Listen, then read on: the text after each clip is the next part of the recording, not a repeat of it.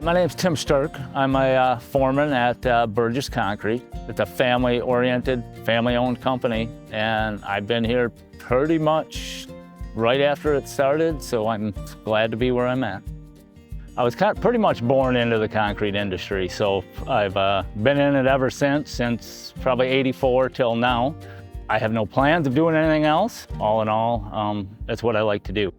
Primarily, I do poured walls, and every wall is different. I mean, some of the flat work guys look at it and say, oh, you put panels up one day, strip them down the next.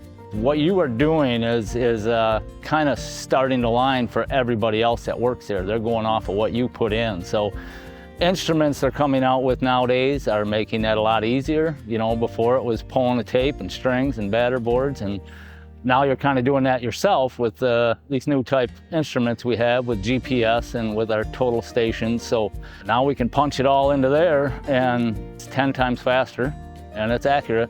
It's total change since back in the early '80s. Project that comes to mind that was really special for me, we put a brand new church up, so I did all the concrete there and worked with all the subs, and that's my church, yep. I still go there. Well, you know, we had excavators in our church and stuff, so we all got together and donated all this stuff and what we could, and I would pour what I could at night, you know, outside of work, and that was a big group effort, and that was one of my favorite things to work on.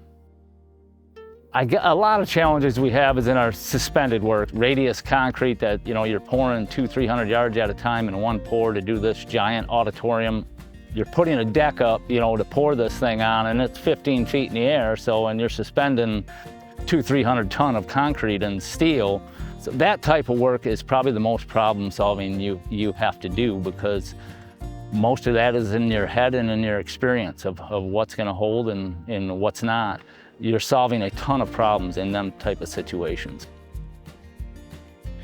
It seems like society has trained most school kids into thinking that, hey, you know, you don't want to be that guy out that has to work out in the field, and it's just absolutely not true. It's like when we get new guys and we get done with the project, and I will be like, you know, you just did that, we just did that, you built something, you know, you can see what you did.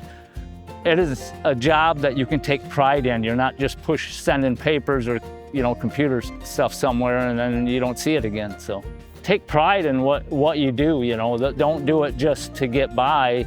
Do it to say, I did that and I did a nice job or a perfect job.